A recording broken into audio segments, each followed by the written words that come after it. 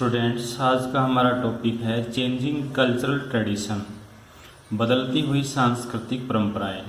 Next chapter है ये, यानी कि इस दौरान संस्कृतियों ने अपने अपने बदलाव लिए हैं। From the 14th to end of 17th century, 14वीं शताब्दी से और 17वीं शताब्दी के अंत तक towns were growing in many countries of Europe. Europe के अनेक देशों में नगरों की संख्या बढ़ रही थी, यानी एक नगरीय संस्कृति का वहाँ पे विस्तार होना शुरू हो चुका था। ए distinct urban culture also developed, और एक विशेष प्रकार की नगरीय संस्कृति का विकास हो रहा था। Town people began to think of themselves as more civilized than rural people, or towns people began to think of themselves, नगर के लोगों ने अपने आप को more civilized than rural people, ग्रामीण लोगों की अपेक्षा अपने आप को अधिक सभ्य मानना शुरू कर दिया था। Towns particularly Florence, Venice and Rome, Italy के नगर हैं तीनों ही ये, फ्लोरेंस, वेनिस और रोम, तीनों ही इस कल्चरल डेवलपमेंट के एक गवाह बने। Florence, Venice and Rome became centres of art and learning, कला और साहित्य के ये नगर थे, ये केंद्र बने। Artist and writers were patronised by rich and aristocratic, और ये नगर थे, इन नगरों के जो कलाकार थे और लेखाकार थे वो धनी लोगों के आश्रयदाता बने, यानी कि जो अमीर लोग थे उन्होंने कलाकारों को संरक्षण देना शुरू कर दिया था। The invention of printing at the same time made books and prints available of many peoples, और प्रिंटिंग के आविष्कार ने, चाहे वो कहीं भी वो व्यक्ति रह रहा हो, उसके लिए किताबें सुलभ करवा दी थी। यानी एक बहुत बड़ी रिवोल्यूशन थी उस समय के दौरान कि प्रिंटिंग का आविष्कार हुआ, और जिसके कारण लोगों में एक नेशनलिज्म के बारे में लोगों को पढ़ने को मिला, including those living in distant towns और कंट्री, चाहे वो किसी भी दूर के स्थान पे रहा हो। A sense of history also developed in Europe, और यूरोप के लोगों में एक इतिहास की समझ विकसित हुई। And people contrasted their modern world with the ancient of the Greeks and Romans, और लोग अपने आधुनिक विश्व की तुलना प्राचीन रोमन और यूनान से करने लगे। यानी कि बहुत अच्छे साम्राज्य थे इन देशों में, अच्छी एडमिनिस्ट्रेटर थी पहले से ही, तो उस समय के जो स्थान था उससे लोग अपने आप को इनकी तुलना करने लगे। Religion came to be seen as something which is individual should choose for himself, और अब यह माना जाने लगा था, religion came to be seen as something which is individual should choose for himself, और यह माना जाने लगा था कि प्रत्येक व्यक्ति अपनी इच्छा से अब कोई भी धर्म चुन सकता था। The church earth centric belief was over return by scientist who began to understand the solar system, और चर्च के पृथ्वी केंद्र संबंधी जो धारणा थी चर्च की, यानी चर्च की एक रूडली थिंकिंग थी कि जो अर्थ है वो सेंट्रलाइज नहीं है, यानी कि सूर्य है वो पृथ्वी के चारों ओर चक्कर नहीं लगाता है। तो इस थिंकिंग को साइंटिस्ट ने बदल दिया था, जोहान्स केपलर, कोपरनिकस और न्यूटन आदि साइंटिस्ट ने, यानी इनके भी एक्सपेरिमेंट बिल्कुल प्रूव हो चुके थे। और अब उन्होंने सोलर सिस्टम के बारे में जानकारी लोग, यानी सौर मंडल को अब लोग समझने लग गए थे। And new geographical knowledge over return the Europic centric view that the Mediterranean sea was the centre of world sea. नवीन भौगोलिक ज्ञान ने इस विचार को उल्ट दिया था कि भूमध्य सागर विश्व का केंद्र है। There is a vast amount of material on European history from the 14th century.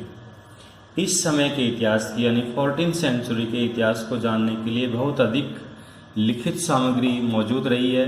Documents, लिखित इतिहास, प्रिंटेड बुक्स, मुद्रित पुस्तकें, पेंटिंग्स यानी चित्र, स्कल्पचर, मूर्तियाँ, बिल्डिंग्स, इमारतें, टेक्सटाइल्स, वस्त्र, much of this has been carefully, और ये सभी कुछ एक सुरक्षित रखे हुए हैं, preserved in archives, art galleries and museum in Europe and America.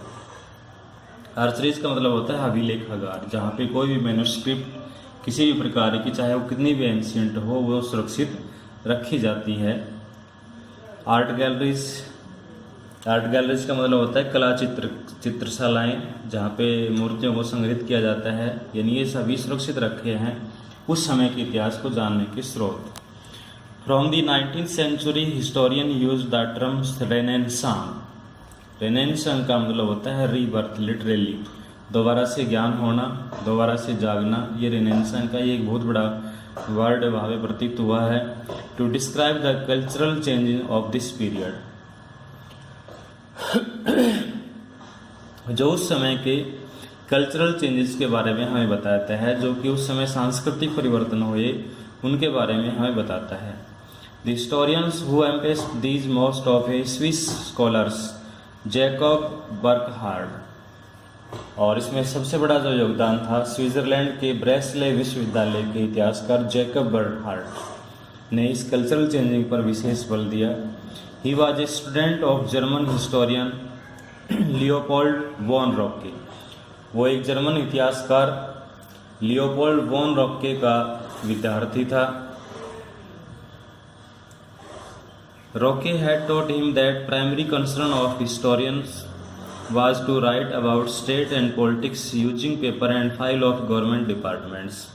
रॉके उसे कहा करता था कि इतिहासकार का यह पहला उद्देश्य है कि वह राज्यों और राजनीति के बारे में लिखे, जिसके लिए वह सरकारी डॉक्यूमेंट्स का सहारा ले, सरकारी फाइलों का इस्तेमाल करे। लेकिन Burckhardt was dissatisfied with these very limited goal that his master had set out of him। लेकिन बर्कहार्ट उसके जो तर्कों से संतुष्ट नहीं था।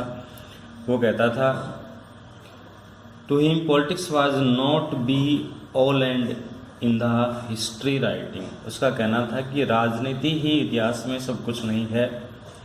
इतिहास का सरोकार जितना संस्कृति से है उतना ही राजनीति से है। In 1816 he wrote a book called the civilization of renaissance in Italy. इसलिए उसने 1860 में बर्कहार्ट ने civilization of the renaissance in Italy नामक पुस्तक की रचना की। इसमें उन्होंने अपना ध्यान लगाया in which he called his readers attention to literature. इसलिए उसने श्रोताओं का यानी कि जो रीडर्स का ध्यान पाठकों का ध्यान दिया उसने लिटरेचर साहित्य की ओर, आर्किटेक्चर वास्तुकला की ओर, पेंटिंग्स की ओर, to tell the story of how a new humanist culture and flowered in Italy town from the 14th to 17th century. उसने बताया कि 14वीं से 17वीं शताब्दी के अंत तक किस प्रकार एक मानवतावादी संस्कृति का उद्भव होना शुरू हो गया था। This cultural he wrote was characterized by a new belief. और उसके अनुसार यह संस्कृति इस नए विश्वास पर आधारित थी कि that man as an individual was capable of making his own decision, कि मनुष्य अब अपना निर्णय खुद ले सकता है, एंड डेवलपिंग हिज स्किल, और अपनी कला का विकास कर सकता है। He was modern in contrast to medieval man. वह एक जो मध्यकालीन मनुष्य था उससे एक डिफरेंट उसके विचारों में बदलाव आया। And had been control by church. जो मिडवल समय के जो लोग थे उनके ऊपर आपने पिछले चैप्टर में पढ़ा है कि पूरी तरह चर्च का प्रभाव था, यानी चर्च के बिलीफ स्ट्रांगली वो फॉलोड करते थे।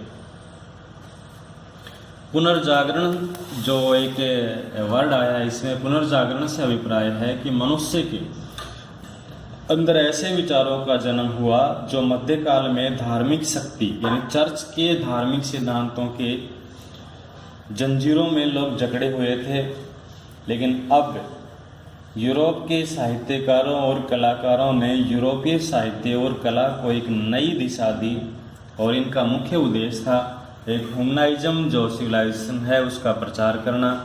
मानवतावाद में मनुष्य को विशेष महत्व दिया गया।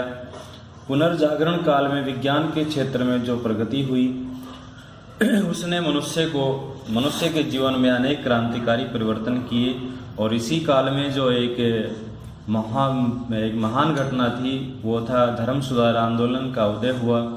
इस धर्म सुधार आंदोलन के जो प्रवर्तक थे मार्टिन लूथर, उसके विचारों से मनुष्य के जीवन में बहुत ज़्यादा परिवर्तन आए और उसी के उद्देश्यों से चर्च में फैली हुई बुराइयां दूर हुई।